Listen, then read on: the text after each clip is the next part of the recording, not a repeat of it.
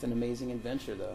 You start looking for stones and start looking for things of significance that were significant thousands of years ago, and you get into the feel of just the ancient wisdom and understanding, and then you look at it, forces you to be responsible, and you start looking at the truth, and you start looking at what's being done with what was important to so many people, and then mistranslated and almost lost, except for what's written in stone. We're going to go to the top here, and I'm going to show you the altar stone, and if I find some more stuff along the way, I'll show you that too. You can see the language reads from right to left, and here's your symbol.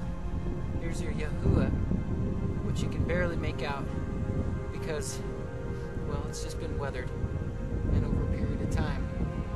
And this blistering sun, you can tell how black the rock is, and it's probably not going to last much longer as it is, even though it's been here for centuries.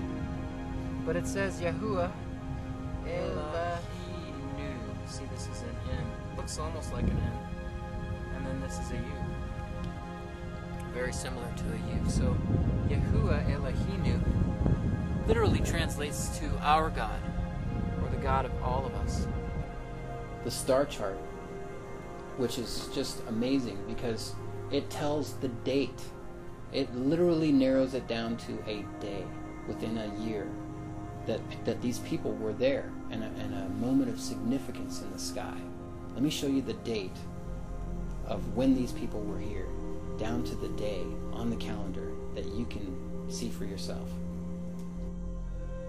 This is what's known as the zodiac table. These petroglyphs signify a constellation, or a series of constellations, and a stellar event. And if you can look to the bottom right-hand corner, you'll see what is known as the Yah glyph. Now the Yah is a solar eclipse in Virgo. And if you look here, you'll see there's this crescent, which signifies the moon and the sun, the moon going in front of the sun. Now what tells us that its constellation is immediately behind it, you see the scorpion. And then up above to the right, you see the constellation Virgo. And then up on the top, you see Ursa Major and Ursa Minor. In the center, you see a spiral, more or less, which indicates the location of the viewer and the horizon. So we're looking at the sky, and you can also see Boots and Draco. But one of the most important things is the constellation Virgo, right here on the upper right-hand corner, is actually birthing this event. Let's take a look at Cyber Sky, which is a program which is constellations and stars in the sky given dates and times very accurately. The exact same stellar event occurs on September 27th, 759 BC. Now, having done exhaustive research, we found that this is the only time that this particular event occurred just like it's inscribed on this stone. September 27th, 759 BC. And you can see Scorpio, you can see the eclipse with the Yah glyph and Virgo birthing the event. And the Yah glyph is created by Libra. You can see the constellation Draco and Scorpio, Ursa Major, Ursa Minor. It's all right there. It's exactly the same. And this event lasted nearly 6 hours. So it's very significant. Once you read the text and you start to understand the Hebrew behind the words, and you understand the person and the relationship that they had with the subject that they were carving into stone, once you understand more, you start to realize that this isn't a Ten Commandments stone. This is an agreement stone between the writer and his God. You can see how the top line there has been chiseled out. Somebody just chiseled it out. There's a piece down over here that's missing, actually right about here, that's missing, broken off, and somebody took it home as a trophy. You can see up above there's people who, put in their own significance, scribe in their own, name. I was here. There's a lot of that here. So let's get up nice and close, and I'll show you what some of the most significant things are.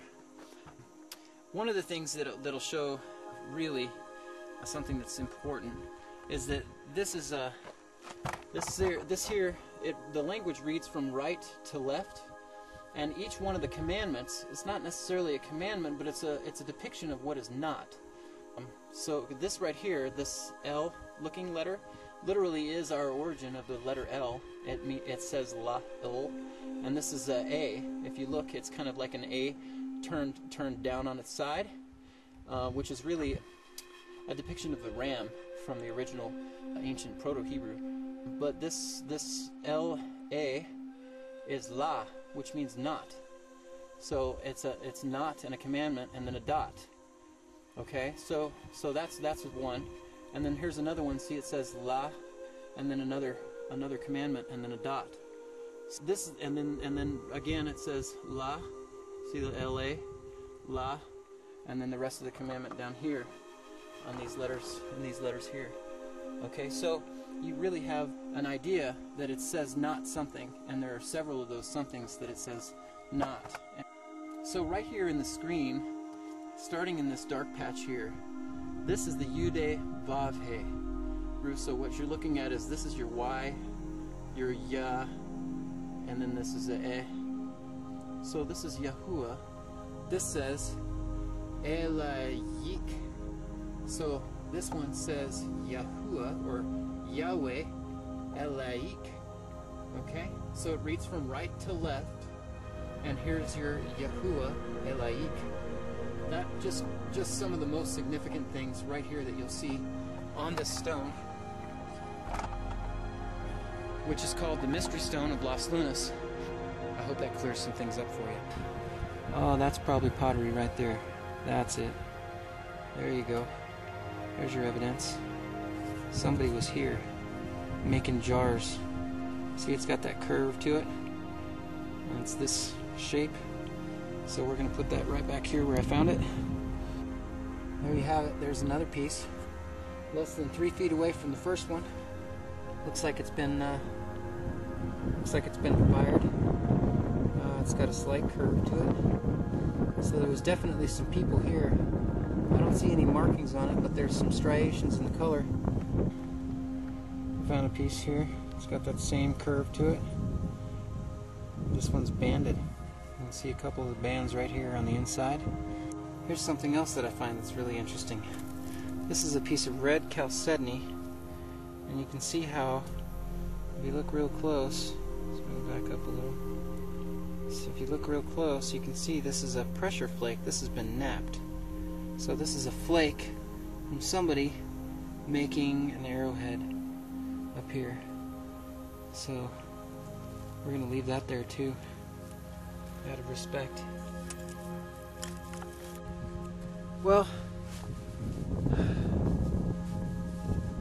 sun took a quick hiatus behind a cloud, so I think I'm going to do the same thing. I'm going to eat some of my snacks that I brought with me, and I'm going to sit right down here where I've been finding most of these pottery shards and contemplate what it is that I'm sitting on. I think it's amazing that a place like this is so accessible and so undiscovered. So I'm just going to sit here and drink some of my water and eat a little of my food and think about the people that may have left some of these things behind.